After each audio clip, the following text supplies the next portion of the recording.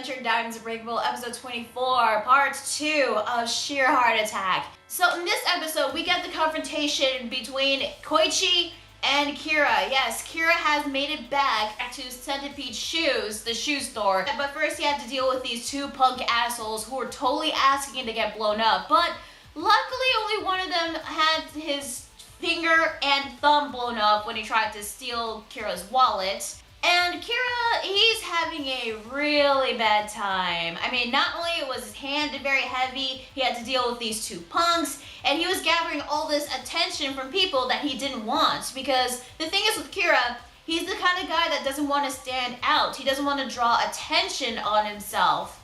But because of what was going on with Sheer Heart Attack, all this attention was brought up to him, and he was not liking it one bit. Meanwhile, Josuke and Okuyasu were hurrying to the shoe store, and it was going to take them 5 minutes to get there. And since Kira took 3 minutes to get to Centipede Shoes, he's got 2 minutes left to deal with Koichi. Now, we do get a brief fight between Koichi and Kira, but let's talk about their stands for a bit.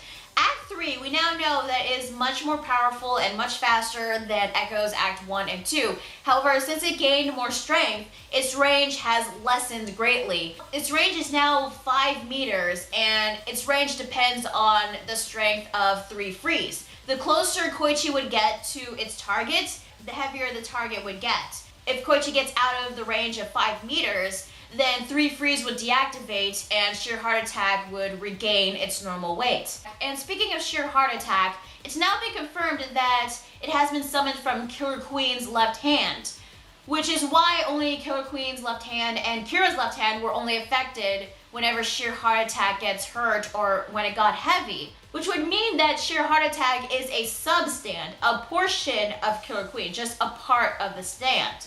Unfortunately for Act 3, it wasn't enough against Killer Queen. It did try to punch it, but Killer Queen blocked all the attacks, which you'd think that, since Act 3, touched Killer Queen's palms, his hands would get heavy. But the thing is with 3 frees is that it could only work on one target. It can't work on more than one. And Killer Queen managed to, backhand or technically back fist Act 3's face and Koichi, knocking him back out of Act 3's range. So Sheer Heart Attack is now free. And Act 3 can only use 3 frees at one of the targets. So Koichi had to choose either Kira or Sheer Heart Attack, which is technically a lose-lose situation, because if he attacks Sheer Heart Attack, granted his left hand would be affected, but Killer Queen can still attack Koichi despite the weight gain.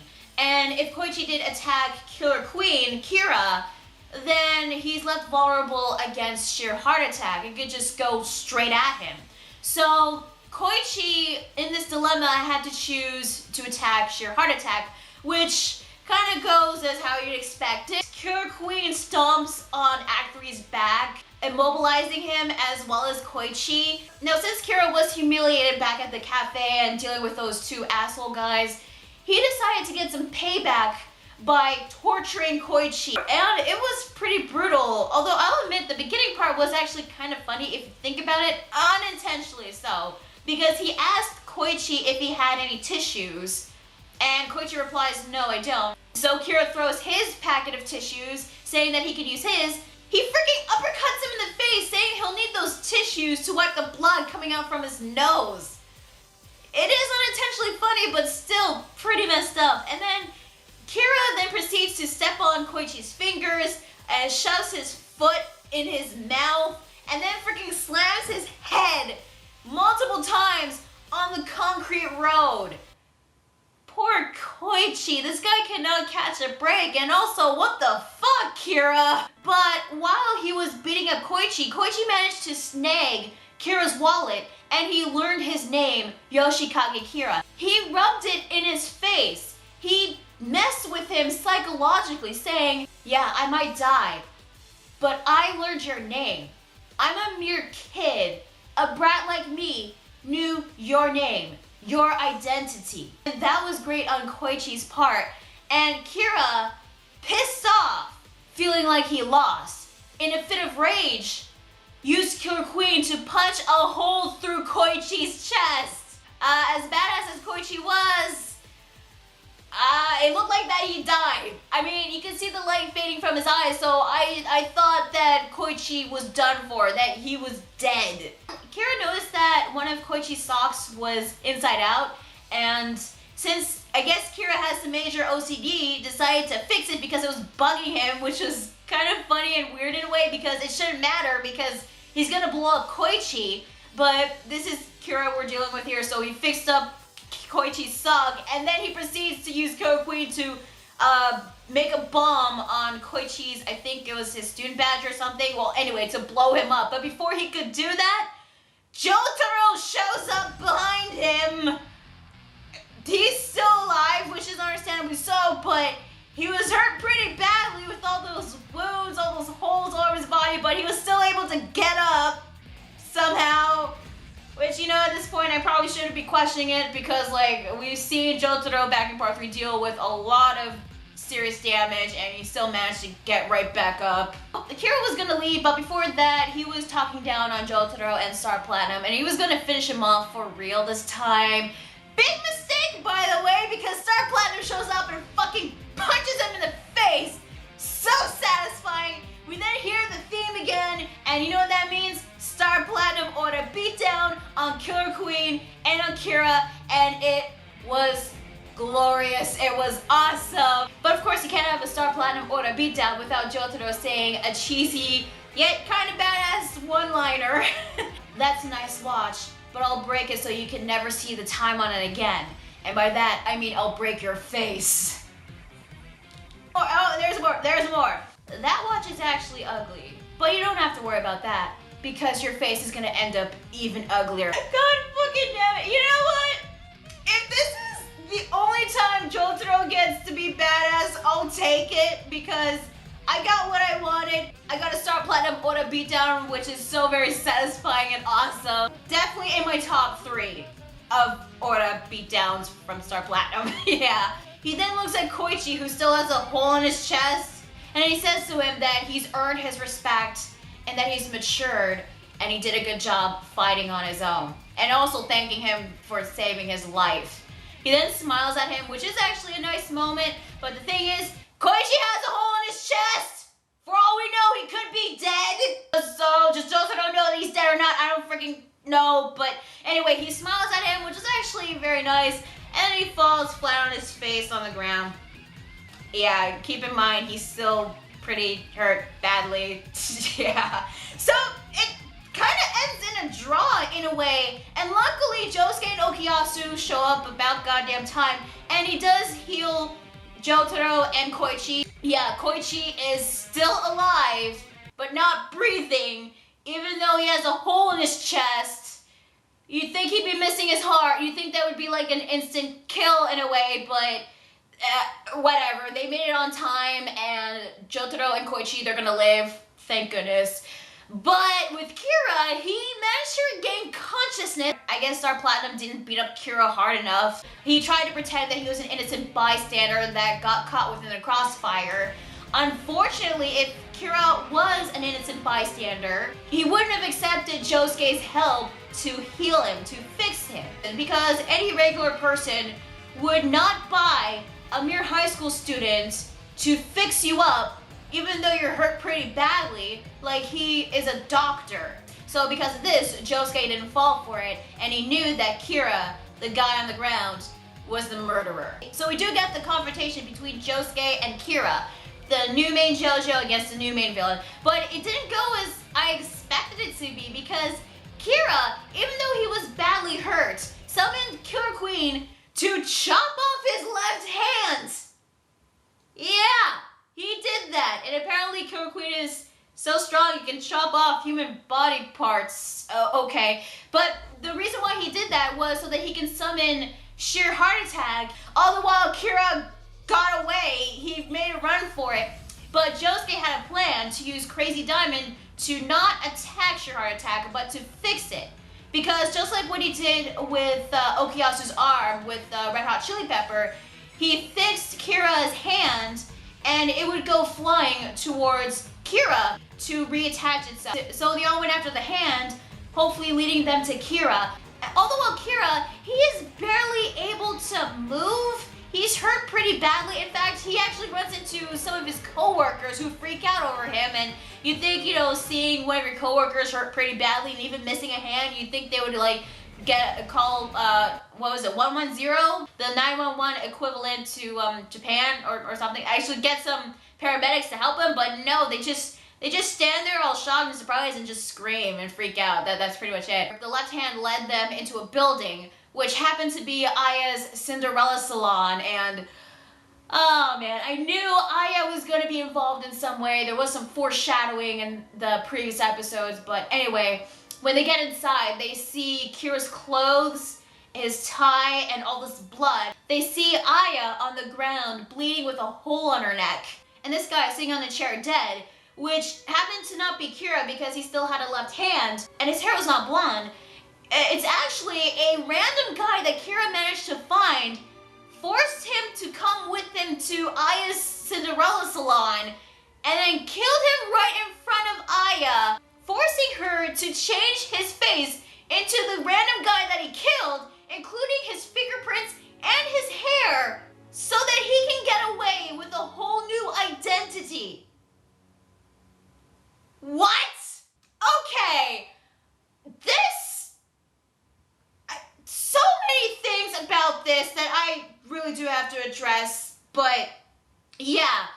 Kira found a random guy with the same build, height, weight as him and took his face and his identity. And Aya managed to regain consciousness, and even though she was hurt, she tried to warn them about Kira's new face. Josuke was going to heal her with Crazy Diamond, but there was a clicking sound and Aya blew up. So yeah, Aya's dead, which kind of sucks, really. I mean, she was only around for like, what, 2 episodes? But yeah, it's kind of a bummer that she died because, you know, she didn't deserve something like that. They couldn't find Kira because everyone was returning home from work and it was pretty crowded in the streets. Kira got away. He escaped. He got away from the main group.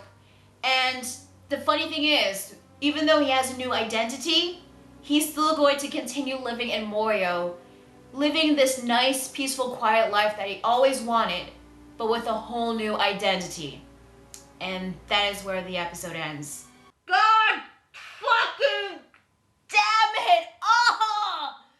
Kira, you son of a bitch! I mean, I was so pissed, yet hyped, and frustrated because they were so close.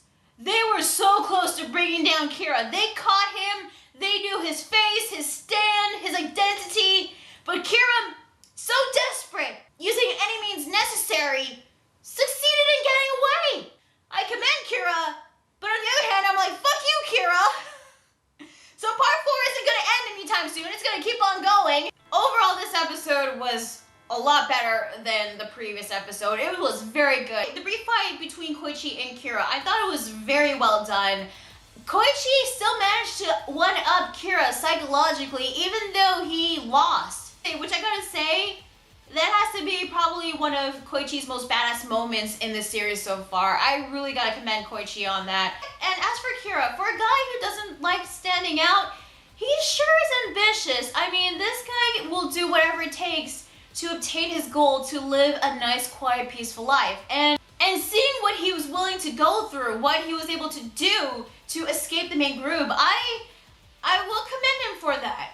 And I gotta say, Kira, considering what I've seen so far, yeah, I'm starting to like him a lot more as a villain than I did with Dio. Like, holy shit. So now that he has a new identity, what is he going to do from now on? Well, probably going to continue living that nice, peaceful, quiet life that he wanted. But since he has this whole new identity, he has to learn pretty fast of the person that he is now taking the identity of. I mean, this person might have a family, might have kids, a wife, he might have a completely different job, or this guy might be the complete opposite of Kira for all we know. And this is actually something I do have to bring up. Kira, even though he was hurt pretty badly, he was still able to find some random guy with the same build, height, and weight as him. And even though he was hurt, he was still able to take him to Aya's Cinderella salon, kill him in front of Aya, and threatened her to change his face into the guy that he killed. He was able to do all of that within a short amount of time while Josuke, Okuyasu, Koichi, and Jotaro were after him. And he was hurt pretty badly. He was having a hard time moving. Like, that honestly, it was pretty hard to buy. And the thing is, in this episode, he knew that Aya and Yukako were stand users. I think he knew this because he was there, like, when he saw Josuke and Okuyasu walking away from that big meetup a few episodes ago. So he must have seen all the other people, all the other stand users in that meetup, and he saw Yukako and Aya before during the Cinderella episode. But even if he knew that Aya and Yukako were stand users, how did he know about Aya's Cinderella and its stand ability? Like, he couldn't have known about that, but I guess maybe he's so smart that he put two and two together, but apparently he knew about Aya's stand ability. That doesn't make sense to me in a way, but yeah, that actually happened. Speaking of Aya, it kind of sucks that she died, but unfortunately she didn't like stick around so long to get myself very attached to the character. Although I do feel bad for her, and she honestly didn't deserve something like this, which, by the way, I knew that she was going to get involved in some way, considering that there was some foreshadowing going on in the previous episodes about her demise, although I was not expecting her to change Kira's face. But now that I think about it, was that all there is to Aya's character? That was like the whole purpose of her existing in this part, just so that Koichi can fall in love with Yukako and they start dating, and she changes Kira's face so that part 4 can last longer. Like, that's the whole point of her character, because, like, I'm not sure how I feel about that. But anyway, she's dead. Kind of sucks. R.I.P. Aya and, Oh, wait, hang on. There's actually one other thing. Because, like, I remember when she changed Yukako's face, she told her to, like, put on this lipstick every 30 minutes so that her face can remain like that for a very long time. So, does that mean that Kira has to put on lipstick every 30 minutes so that he can maintain his new identity? Because I'm pretty sure the lipstick thing was a big deal. I mean, it was part of Cinderella's stand ability, which I don't know how or why, but it was part of the stand ability. So, yeah, I mean, does he have to put on lipstick now every 30 minutes? I don't freaking know. Anyway, with Koichi, that injury he suffered, that hole in his chest, what if Koichi did die? I mean, it would really suck if he did die because he just got Act 3, but